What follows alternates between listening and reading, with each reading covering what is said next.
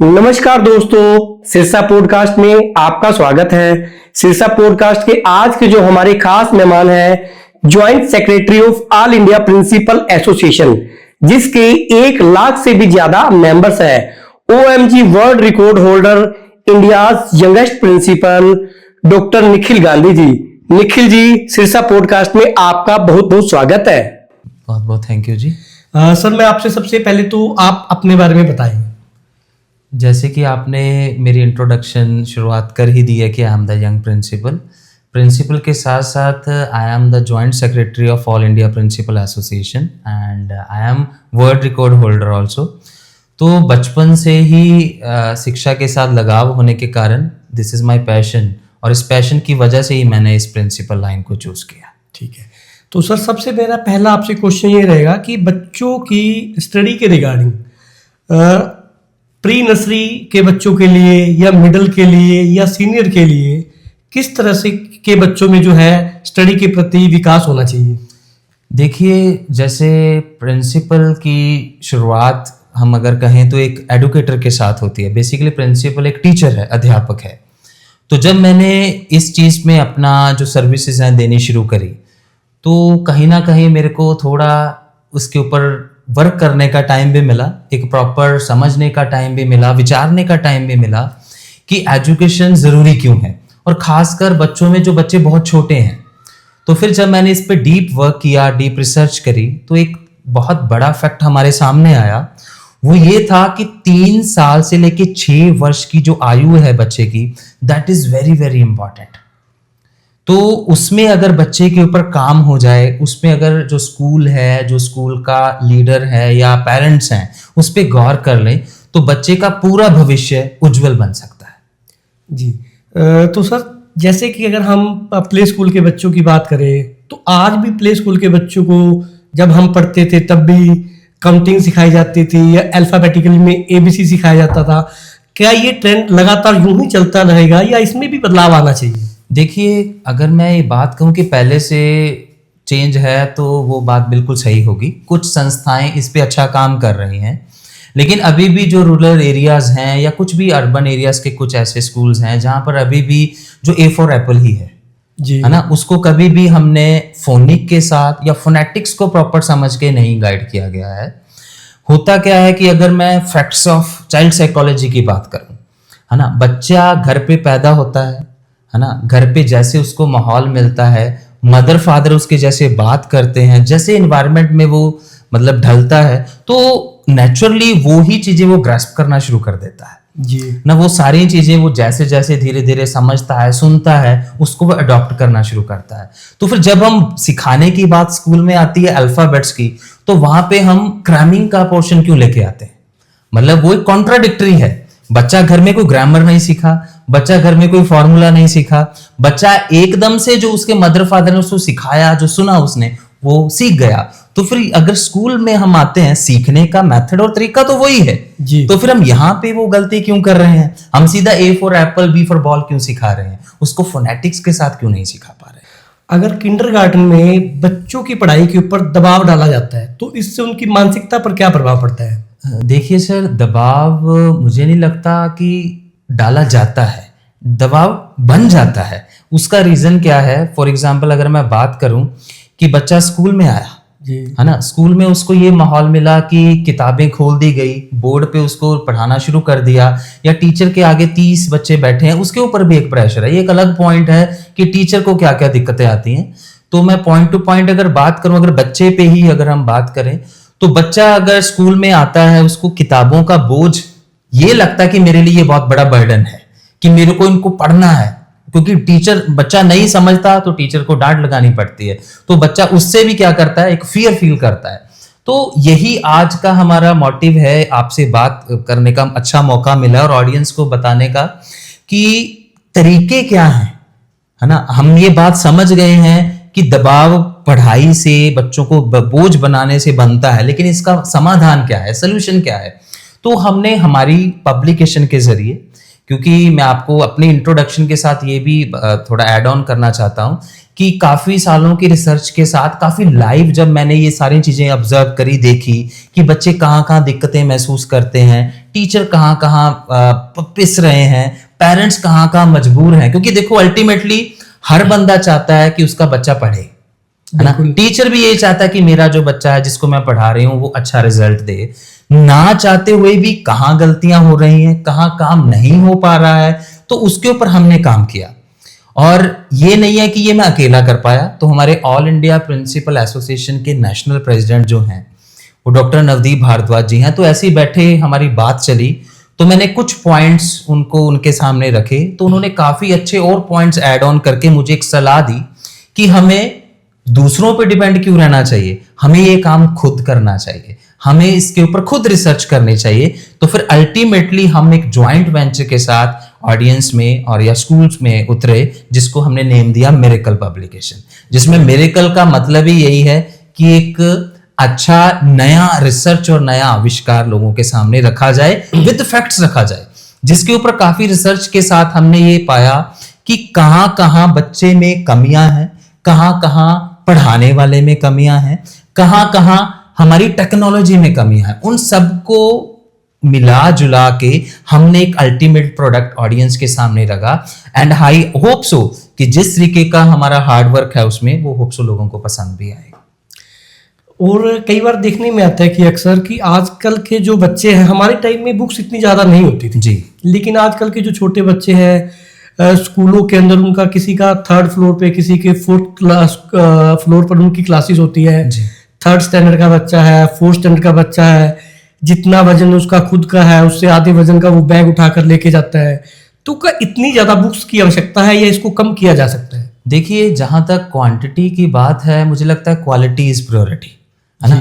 किताबें ज्यादा होने से कोई फायदा नहीं होने वाला है। और आज हम जिस टेक्नोलॉजी में हैं, मैं अक्सर जब हम प्रिंसिपल की जॉब में थे तो अक्सर पेरेंट्स आके हमसे बात करते थे कि जी किताबें बहुत ज़्यादा हैं, है ना, इसको कम कर दिया जाए। तो मेरा ये सवाल होता था कि ठीक है, हम किताबें कम कर देंगे तो माध्यम कोई ना कोई हमें जो सिलेबस का तो देना पड़ेगा। तो उसका हल क्या है कि हम टेक्नोलॉजी या मोबाइल फोन के साथ बच्चों को जोड़ दें। फिर प्रॉब्लम क्या आती है कि जी मोबाइल फोन अगर बच्चे के हाथ में दे दिया तो वो दिक्कत करेगा, बिल्कुल है ना। बच्चे की जो नेगेटिव सेंस है वो क्रिएट होना शुरू हो जाएगी। क्योंकि अगर मैं स्पेशली मोबाइल फोन की बात करूं या सोशल मीडिया के अगर प्लेटफॉर्म की अगर हम बात करें, तो तकरीबन 12% जो हमारी वेबसाइट्स हैं दैट आर अडल्ट वेबसाइट्स। बिल्कुल, मतलब अगर हम उसका एक एप्रोप्रिएट फिगर मिला के चलें तो दैट इज 30 मिलियन वेबसाइट्स। मतलब जब हम स्क्रॉल भी करेंगे, हम देखना भी नहीं चाहते हैं, तो फिर भी कुछ ना कुछ ऐसा वो सामने आ जाएगा, सामने आती है ना। तो कहां कहां से हम बच्चों को बचाएंगे? ये समाधान होना कि हम मोबाइल फोन ही बच्चों से छीन लें, दैट इज नॉट पॉसिबल। तभी अभी रिसेंटली ऑस्ट्रेलिया ने मेरे ख्याल से जी 16 साल से कम उम्र के बच्चों के लिए सोशल मीडिया बैन किया है। जी देखो, वो अच्छा इनिशिएटिव है कि मोबाइल फोन को बैन किया गया है ना। देखो, मैं मानता हूं कि कुछ चीजों को प्रेशराइज करके रोका जा सकता है, पर अगर हम फैक्ट ऑफ साइंस की बात करें या हम चाहे साइकोलॉजी की भी बात करें, जिस चीज को हम प्रेस करने की कोशिश करते हैं कि हमें ये नहीं करना, वो उतने ही जोर के साथ वो ज्यादा कर देती है। बिल्कुल। तो ऐसे अगर मोबाइल फोन को हम रोकने की कोशिश करेंगे, उसको बच्चे को कहेंगे बेटा तूने टच भी नहीं करना, क्योंकि उसमें बच्चे के अंदर एक क्यूरियोसिटी है। जो हम उसको बोलते हैं ना बेटा तूने नहीं करना, वो पक्का करेगा। तो इसका हल क्या है? तो इसका हल है AR ऑगमेंटेड रियलिटी बुक्स, जो हमारी पब्लिकेशन का एक कोर ऑफ हार्ट है। उसमें क्या है कि हमने जो स्क्रीन टाइम है, बच्चा टेक्नोलॉजी के साथ जुड़ेगा ही, अगर टेक्नोलॉजी के साथ नहीं जुड़ेगा तो कहीं ना कहीं वो इन फ्यूचर पीछे रह जाएगा। तो हमने क्या किया, उस स्क्रीन टाइम को पॉजिटिव यूटिलाइज करने के तरीके से इसको बुक्स को एनिमेशन बेस्ड बना दिया, जिसमें अगर टीचर कोई भी फॉर एग्जांपल चैप्टर पढ़ा रहा है, फॉर एग्जांपल वो एनिमल का ही चैप्टर है जिसमें टाइगर है, लायन है ना, काफी एलिफेंट है, कैमल्स हैं, मतलब काफी name of animals are there. तो टीचर के लिए भी पॉसिबल नहीं है कि वो बच्चे को लाइव दिखा सके। और जहां तक फैक्ट्स ऑफ स्टडीज कहती हैं, बच्चा जितना सीखेगा, जितना देखेगा उतना ही वो सीखेगा, है ना। उसको अगर हम फैक्ट्स बताएं, उसके लिए वो सब कुछ नया है। वो नहीं जानता इंग्लिश क्या है, वो नहीं जानता पंजाबी क्या है, वो नहीं जानता हिंदी क्या है। उसके लिए जो उसको दिखाया जा रहा है वही सब कुछ है ना। तो क्योंकि बच्चा बेसिकली जो सीखता है वो किससे सीखता है? देखने से, ऑब्जर्व करने से। तो टीचर के लिए मुश्किल क्या था कि वो एनिमल्स को सभी को लाइव सामने खड़ा रखे, दैट्स नॉट पॉसिबल, वो कहीं भी पॉसिबल नहीं, कहीं भी पॉसिबल नहीं। तो अगर हमने उसको टेक्नोलॉजी के साथ जोड़ के उसकी पिक्चराइजेशन करके बच्चों को स्क्रीन पे दिखाना शुरू किया, तो उससे क्या है कि बच्चे के सामने एक पिक्चर आ गई। पिक्चर के साथ साथ उसको लाइव फैक्ट महसूस करवाने के लिए हमने क्या किया, उसमें साउंड भी दिया कि लायन का साउंड क्या है, टाइगर का साउंड क्या है ना, कैमल का साउंड क्या है। वैसे सोशल मीडिया पर तो इस तरह की काफी वीडियोस पड़ी हैं जो बच्चे अक्सर देखते भी है, छोटे बच्चे। देखिए सर, देखो मैं ये नहीं कहूंगा कि ये जो हम वेंचर लेके आए हैं या जो हमने ये रिसर्च की है ये एग्जिस्ट ही नहीं करती थी। अल्टीमेटली रिसर्च क्या कहता है कि जो डिफरेंट डिफरेंट मीडिया या प्लेटफॉर्म्स में चीजें पड़ी हैं उनको कोलैब किया जाए। जी, क्या ये पॉसिबल है कि टीचर हर वक्त यूट्यूब पे सर्च करता रहे, है ना? पॉसिबल नहीं है, फिर उसका सारा टाइम उस यूट्यूब पे सर्च करने में जाएगा। अगर टीचर को वो बनी बनाई चीज ही सामने परोस दी जाएगी तो उसके लिए भी बहुत आसान है कि वो एक ही प्लेटफॉर्म से उसको उठाए, पिक करे और बच्चों के सामने अपनी नॉलेज को प्रेजेंट करे। निखिल जी, चाइल्ड साइकोलॉजी के अकॉर्डिंग बच्चे बुक्स से कैसे सीखते हैं? देखिए अल्टीमेटली अगर हम बात करें पढ़ाई की, है ना, तो पढ़ाई के साथ जुड़ी होती हैं किताबें, बिल्कुल, है ना। तो अल्टीमेटली तरीका सिर्फ सीखने का किताबें हैं, है ना। बच्चे के पास किताब नहीं होगी, कोई सोर्स नहीं होगा, तो बच्चा सीखेगा कैसे? किताबों को किस तरीके से हम आसान बना सकते हैं, बात ये है। निखिल जी, जो प्ले स्कूल चलाते हैं उनको किंडरगार्टन की बुक्स का चुनाव करते समय क्या विशेष ध्यान देना चाहिए? देखिए सबसे बड़ा, इवन मैं कहूँ कि बहुत इंपॉर्टेंट जो पॉइंट है that is selection of books. जब हम बुक्स की सिलेक्शन करते हैं तो कौन कौन से फैक्ट हमारे सामने हों उसके बारे में थोड़ा सा मैं आपको नॉलेज देना चाहूँगा कि जब हम बुक्स देखते हैं तो उसमें सबसे पहले क्या है कि that is relatable to child, कि क्या वो जो करिकुलम और जो सिलेबस है वो बच्चों के साथ रिलेट कर रहा है। फिर जब अगर टॉपिक रिलेट कर रहा है तो उस टॉपिक को एक्सप्लेन किस तरीके से किया गया है, क्या वो चाइल्ड बच्चे की जो साइकोलॉजी है उसको ध्यान में रखते हुए बनाया गया है, और उसी के साथ साथ बच्चे को उसके रिलेटेड कौन कौन सी एक्टिविटीज जो हम करवा सकते हैं, है ना, उस एक्टिविटीज के हिंट्स उस किताब में दिए गए हैं, या बच्चा किस तरीके से अपने घर में जाके भी उस टॉपिक को रिलेट करके सीख सकता है। तो ये अगर ये तमाम सारी चीजें अगर बुक में होंगी तो मुझे लगता है that is a good book for the students. गलत या भारी बुक्स अगर बच्चे को थमा दी जाती है तो ये बच्चे के ऊपर किस तरह से नकारात्मक प्रभाव डालती है? देखिए सबसे पहले तो अभी बच्चा स्टार्ट करना शुरू किया, उसने स्कूल में जाना, उसने एक स्टार्टिंग की है, स्कूल उसके लिए एक बहुत नया माध्यम है। तो जाते ही अगर उस बच्चे को एक ढेर सारी किताबों का जो बैग है वो पकड़ा दिया जाता है, उसको ये लगता है कि मेरे लिए एक नया बोझ मेरे को दे दिया गया है, बजाय इसके कि अगर हम छोटी क्लासेस में बेसिकली किंडरगार्टन में एक सिर्फ हिंट्स ऑफ बुक्स अगर हम बच्चों को दें जिसमें हम प्ले तरीके से या एक्टिविटी तरीके से अगर उसको पढ़ाएं, क्योंकि आज की जो एनईपी सीबीएसई की जो एनईपी 2020 है उसमें भी ये कोशिश की गई है कि बच्चों का जितना जो बैग है वो थोड़ा उसका वेट है वो लाइट किया जाए ताकि बच्चे को वो बोझ ना लगे, क्योंकि अगर बच्चे को वो बोझ लगेगा तो नेचुरली वो नेगेटिव होगा, उसके लिए वो सिर दर्द बन जाएगा। तो हमने अपनी पब्लिकेशन में क्या ट्राई किया, हमने सिर्फ जो हिंट्स ऑफ टॉपिक्स हैं वो अपनी बुक्स में मेंशन किए, उसके साथ साथ हमने सारा जो ऑनलाइन जो तरीका है, ऑनलाइन जो सोर्स है वो प्रोवाइड किया स्कूल में, ताकि स्कूल नॉलेज भी दे सके और वेट लाइट भी हो सके बच्चों के बैग्स के। क्या बुक्स बच्चों के आत्मविश्वास को बढ़ाती हैं? बिल्कुल, देखो ये जो आपका पहला सवाल था जी, ये उसके साथ रिलेट करता है। अगर बच्चे का बैग लाइट होगा तो वो आसान फील करेगा, और उसी के साथ अगर वही सारी चीजें बच्चों को टेक्नोलॉजी के साथ दिखाई जाएंगी, उसको विजुअलाइज करके दिखाई जाएंगी, तो वो वहां से इंजॉयमेंट फील करेगा, वो उस चीज को पॉजिटिव लेगा, क्योंकि बच्चा जो है वो पिक्चराइजेशन देखे, वीडियो देखे काफी खुश होता है, उसको रंगीन चीजें बहुत अच्छी लगती हैं। तो अगर वो सारी तमाम चीजें अपने स्कूल में ही देखेगा तो नेचुरली है वो किताबों से पॉजिटिव फील करेगा। आपकी जो किंडरगार्टन की पब्लिकेशंस जो भी आप दे रहे हो वो दूसरी किताबों से किस तरह से अलग बनाती है? देखिए मुझे लगता है कि मैंने काफ़ी चर्चा इसके ऊपर ऑलरेडी की है, तो मैं इम्प्रेसिव फॉर्म में, शॉर्ट फॉर्म में आपको बताना चाहूँगा कि एक तो जो इसमें जो टॉपिक्स हैं, जो हार्ड कॉपीज हैं हमारी बुक्स की, उसमें सिर्फ एक हिंट्स या कुछ पिक्चराइजेशन जो है वो सिलेक्टेड की हुई है, ताकि वहां से जो बच्चा है या टीचर है उसको एक हिंट मिले, और उसको रिलेट किया हमने ऑनलाइन मेथड के साथ, जिसको हम कह रहे हैं AR, ऑगमेंटेड रियलिटी, जिसमें बच्चा अगर उसको विजुलाइज करके देखता है, एनिमेशन देखता है, तो वो मुझे लगता है कि काफी पब्लिकेशंस में या काफी स्कूलों में अभी वो मेथड एक्सपोजर नहीं हुआ है। क्या आपकी जो बुक्स है वो चाइल्ड साइकोलॉजी के अकॉर्डिंग ही तैयार की गई है? बिल्कुल, देखिए जैसे कि अगर हम साइंटिफिक बात करें, है ना, तो कि बच्चे की जो असली सीखने की उम्र है, जो उसका बेस ऑफ नॉलेज है, that is from the age of 3 to 6 years। तो अगर हम चाइल्ड साइकोलॉजी को साइड में रख के किताबों की तरफ ध्यान देंगे तो अल्टीमेटली हम बच्चे के साथ काफी बड़ा ब्लंडर मिस्टेक कर रहे हैं। अगर हम उसकी साइकी को ध्यान में रखते हुए कि इस एज में बच्चा कितना समझ सकता है, कैसे समझ सकता है, कौन कौन सी चीजें उसको आकर्षक लगती हैं, उसको ध्यान में रखेंगे, तो मुझे लगता है अल्टीमेटली हम बच्चे का बेनिफिट भी कर रहे हैं और बच्चा उससे पॉजिटिव होके काफी अच्छा कुछ सीखने भी वाला है। एक्टिविटी बेस्ड लर्निंग को आपकी बुक्स में किस तरह से शामिल किया गया है? देखिए, अगर हम बात करें स्पेशली किंडरगार्टन की, तो इसमें एक्टिविटी का बहुत इंपॉर्टेंट रोल है।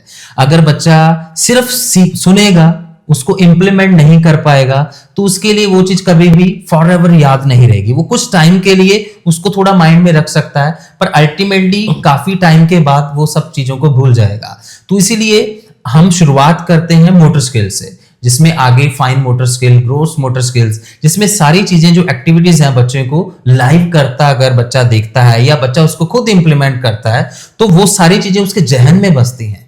वो फिर फॉर एवर उसके लिए माइंड में टिल उसकी जो कंप्लीशन ऑफ एजुकेशन तक वो उसके माइंड में रहती है। एक अक्सर देखने में आते हैं ना, बहुत सारे स्कूल आजकल बच्चों को नियर अबाउट मिडिल स्टैंडर्ड के जो बच्चे होते हैं उनको कुछ ना कुछ एक्टिविटीज इस तरह की देते हैं कि ये आपने घर से प्रिपेयर करके आनी जी। अब वो बच्चा तो कर नहीं पाता जी। तैयार कौन करता है? या तो बच्चे के माता पिता करते हैं, पेरेंट्स करते हैं जी। या उन्हें कहीं मार्केट से वो तैयार करवानी पड़ती है। जी जी।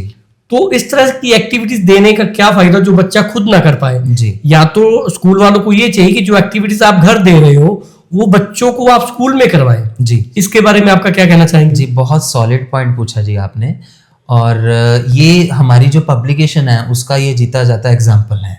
एग्जाम्पल कैसे कि फॉर एग्जाम्पल टीचर ने वो चीज स्कूल में करवाई, टीचर ने वो एक्टिविटी करवा दी, हमने उसको टेक्नोलॉजी के माध्यम से या अपने ऑनलाइन मेथड के तरीके से वो क्लास में कर दी। हम ये सुविधा पेरेंट्स को भी दे रहे हैं कि पेरेंट्स को भी वो लिंक हम शेयर करेंगे कि पेरेंट्स बच्चा घर पे जाके उसकी रीप्रैक्टिस कर सकता है, जिसके लिए उसको बाजार में से कुछ लेके आने की जरूरत नहीं है, उसकी रिवीजन भी हो रही है, इवन पेरेंट्स भी उसको अच्छे तरीके से अंडरस्टैंड कर पा रहे हैं, क्योंकि हमने वो सोर्स स्कूल के साथ साथ पेरेंट्स को भी प्रोवाइड किया है, जिसके साथ क्या है कि पेरेंट्स भी प्रेशर में नहीं आता कि ये सामान कहां से लेके आए, ये एक्टिविटी कैसे करवाएं, घर में बैठे बिठाए स्कूल में जो किया बच्चे ने वो कर भी लिया और पेरेंट्स पे भी बोझ नहीं पड़ा। क्या AR आधारित बुक्स बच्चों का ध्यान भटकाती है या क्या करती है? देखिए, काफी लोगों का ये मानना है, क्योंकि उसमें प्रॉपर डिटेल में उसको शायद नहीं समझा गया है। AR बुक्स को जोड़ा जाता है स्क्रीन के साथ कि अगर AR बुक्स होंगी तो बच्चे का स्क्रीन टाइम बढ़ेगा, पर मैंने डिस्कस किया कि हम बच्चे को स्क्रीन से दूर नहीं कर सकते हैं। आज की टेक्नोलॉजी में अगर हम ये कहें कि बच्चों को हम मोबाइल फोन से दूर कर देंगे, हाँ कुछ समय के लिए रोका जा सकता है, पर उसको बैन नहीं किया जा सकता, बंद नहीं किया जा सकता। तो अगर वही उसका एनर्जी जो हम वो बच्चा मोबाइल फोन पे चैनलाइज करता है उसको हम AR के साथ अगर जोड़ेंगे तो अल्टीमेटली वो जो स्क्रीन टाइम ऑफ मोबाइल है वो भी काफी पॉजिटिव डायरेक्शन में जा सकता है। आपकी AR पब्लिकेशंस शिक्षकों और अभिभावकों को किस तरह से प्रभावित करती है? देखिए, टीचर के लिए आसान क्या है कि टीचर को एक माध्यम दे दिया गया है कि क्लास कंट्रोल करना मुझे लगता है टीचर के लिए काफी डिफिकल्ट हो जाता है जब तमाम सिर्फ उसके पास हार्ड कॉपीज हैं। जब उसके पास बच्चों की जो कंसंट्रेशन है उसको ग्रैस्प करने का एक तरीका है कि उसकी बच्चों को एंजॉयमेंट कैसे करवा सके वो क्लास में। अगर देखो क्लास में एंजॉयमेंट होगा तो अल्टीमेटली क्लास में डिसिप्लिन बना रहेगा, टीचर भी हैप्पी रहेगा कि उसकी क्लास कंट्रोल में है और बच्चे भी अपनी क्लास में एंजॉयमेंट कर सकेंगे। तो जैसे ही टीचर LED पे या कोई भी स्कूल पे पास कोई पैनल है या स्मार्ट LED है या सिंपल LED है, उस पे वो सारी चीजें टीचर दिखाता है, तो टीचर के लिए भी हेल्पफुल है कि एक बना बनाया टेक्नोलॉजी वो प्रेजेंट कर रहा है और जिसमें हम काफी लाइव जो चीजें हैं वो टीचर अपने बच्चों को दिखा पा रहा है। अभिभावकों और शिक्षकों के लिए आप क्या संदेश देना चाहेंगे? देखिए, अल्टीमेटली मेरा यही मैसेज है टीचर्स के लिए भी और पेरेंट्स के लिए भी, कि हम सभी चाहते हैं, जैसे कि मैंने पहले भी जिक्र किया, कि बच्चा हमारा अच्छे से पढ़े, है ना, अच्छे से पढ़ाई करे। लेकिन प्रॉब्लम क्या है कि आज हमारे पास शायद अपने बच्चों के लिए टाइम थोड़ा कम है। हम अपने काम में, अपने सोशल सर्कल में इतना बिजी हो गए हैं। टीचर के पास बर्डन है सिलेबस कंप्लीट करने का, दैट इज ऑल्सो प्रेशराइज्ड कि वो सिलेबस को पूरा करने के चक्कर में पड़ा है। पेरेंट्स को ये है कि बच्चा बस अल्टीमेटली बिजी रहे, कुछ भी करे, हमारे काम में प्रॉब्लम ना दे। तो प्रॉब्लम ये है कि बच्चे की साइकी को कौन समझेगा? वो टीचर के लिए भी उतना जरूरी है और पेरेंट्स के लिए भी उतना जरूरी है, क्योंकि बच्चा 3 चीजें मुझे लगता है मेरे अकॉर्डिंग इस एज में सीखता है। इमोशंस, कि उसकी इमोशनल जो ग्रोथ है वो कैसे हो रही है, सोशल सर्कल, उसका सोशल सर्कल कैसा है, मेंटलिटी ग्रोथ, जो उसकी मेंटल ग्रोथ है वो कहां से हो रही है। इसमें टीचर और पेरेंट्स दोनों की बैलेंस भूमिका है। जब बच्चे को पेरेंट्स स्कूल में भेज देते हैं तो वो ये सोचते हैं कि हमने स्कूल में दे दिया, बस अल्टीमेटली टीचर की रिस्पॉन्सिबिलिटी है। टीचर ने होमवर्क दिया, वो ये सोचता है कि मैंने अपना काम कर दिया, अब होमवर्क तो पेरेंट्स का काम है, वो जाने। अल्टीमेटली जरूरत क्या है? एक बैलेंस बनाने की, जहां पे हम ये समझ सकें कि अगर इमोशंस हैं, अगर बच्चा स्कूल में थोड़ा सा नाखुश होके आया है तो पेरेंट्स उसको उस चीज के लिए बूम ना करें, उस चीज के लिए उसको पैम्पर ना करें, उस चीज के लिए उसको इमोशनल सपोर्ट दें कि बेटा कोई बात नहीं, तेरे लिए नया है, तू सीख जाएगा, तू कर सकता है। अगर वही सोशल सर्कल है तो वो टीचर के हाथ में भी है और पेरेंट्स के हाथ में ही है। तो मेरे कहने का अल्टीमेटली यही मतलब है कि सबसे पहले हम बच्चे के लिए टाइम निकालें। टाइम नहीं है तो उन चीजों के बारे में हम जरूर समझें कि किस तरीके से हम अल्टीमेटली बच्चे की जो प्रोग्रेस है या अल्टीमेटली बच्चे की जो ग्रोथ है वो कैसे कर सकते हैं। निखिल जी, क्या सिरसा पॉडकास्ट के दर्शकों को आप अपनी बुक्स के बारे में कुछ दिखाना या बताना चाहेंगे? देखिए सर, जैसे कि मैंने ऑलरेडी डिस्कस कर दिया है, so these are AR oriented kindergarten books. इसकी डिटेल में मैं ऑलरेडी आपको बता चुका हूं कि ये जो हमारा कंटेंट है that is purely based on animation and 360 degree, जिसको हम AR कहते हैं, that is augmented reality books. तो इसमें क्या है कि हमने कुछ सेट ऑफ बुक्स भी दिए हैं, जैसे नर्सरी में 8 बुक्स हैं पूरे 1 ईयर के करिकुलम के लिए, LKG में 10 बुक्स हैं और UKG में भी 10 बुक्स हैं। इनके साथ ही हम स्कूल में एक सॉफ्टवेयर भी प्रोवाइड करेंगे सभी स्कूल्स को, टीचर्स को एंड इवन पेरेंट्स को भी, जिसमें ये सारा जो कंटेंट है हमने उसका 3D व्यू जो है, एनिमेशन जो है, वो साथ में कोलैबोरेट किया है, ताकि जो बातें मैंने समझाई हैं या कही हैं, बताई हैं कि कैसे कैसे बच्चा अपने टॉपिक्स को समझ सकता है, इजिली अंडरस्टैंड कर सकता है, उसका एक लाइव एग्जाम्पल हमने दिया है, जिसके जरिए बच्चा फोनिक्स को समझेगा, फोनिक्स को सुनेगा, उसको रिलेट करके वो अपनी लैंग्वेज में कमांड बना पाएगा।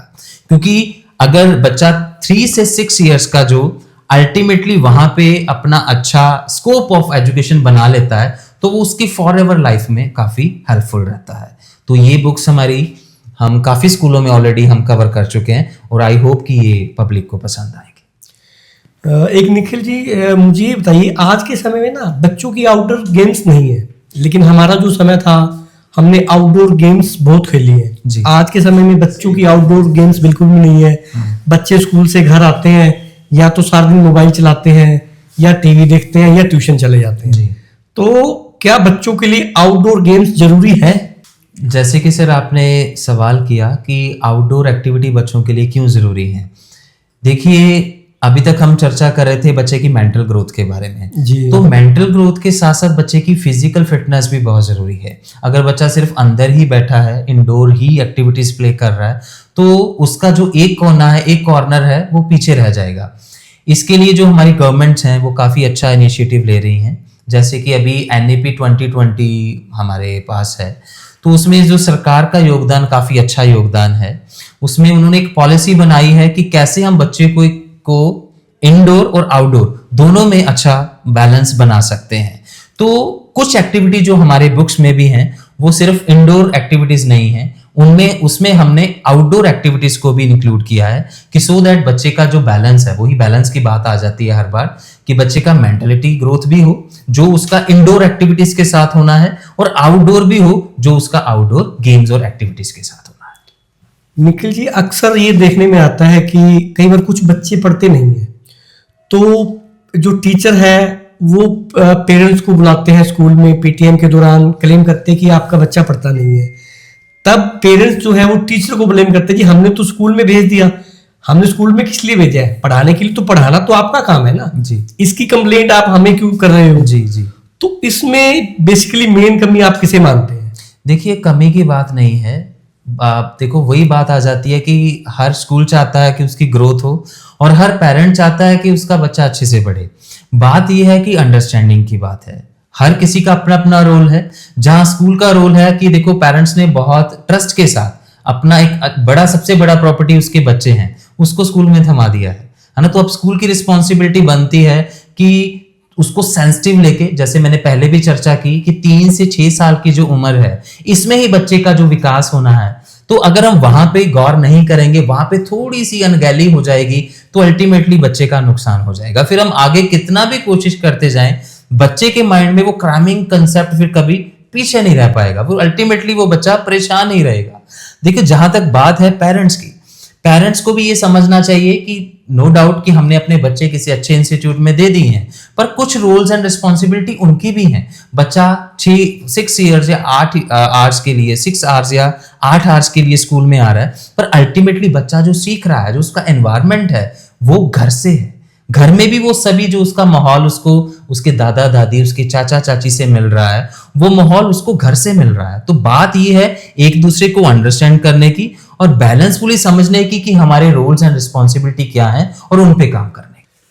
तो ये थे मिस्टर निखिल गांधी जी, जिन्होंने आज हमें बताया कि छोटे बच्चों से ही जो है बच्चों की पढ़ाई का विकास शुरू हो जाता है। निखिल गांधी जी, सिरसा पॉडकास्ट को अपना कीमती समय देने के लिए आपका बहुत बहुत धन्यवाद। Many thank you. आपने हमें ये मौका दिया कि हम पब्लिक में अपनी बात रख सकें और उन तमाम मुद्दों पे भी बात कर सकें जो बच्चों के लिए बहुत ज़रूरी हैं, जो कि पेरेंट्स के लिए भी बेनिफिशियल होंगे, स्टाफ के लिए भी बेनिफिशियल होंगे। क्योंकि मेरा ये मानना है कि अल्टीमेटली पब्लिकेशन को सिर्फ मार्केटिंग करने के लिए ही नहीं लॉन्च किया गया है। जब प्रोडक्ट को बहुत अच्छे से डिटेल में देखा जाएगा, तो देखने वाले को इस चीज़ की तसल्ली होगी कि काफ़ी रिसर्च के बाद, बच्चे की साइकोलॉजी को समझते हुए, बच्चे की उन तमाम दिक्कतों को समझते हुए, टीचर की परेशानियों को समझते हुए, इस पे काम करके इस प्रोडक्ट को लॉन्च किया गया है। और आपका समय देने के लिए भी मैं बहुत बहुत थैंक यू आपको कहना चाहूँगा। और इस चैनल पे देखने वाले सभी दर्शकों को का भी मैं बहुत बहुत थैंक यू करता हूँ कि जिन्होंने अपना कीमती समय दिया और हमें सुना। बहुत बहुत थैंक यू।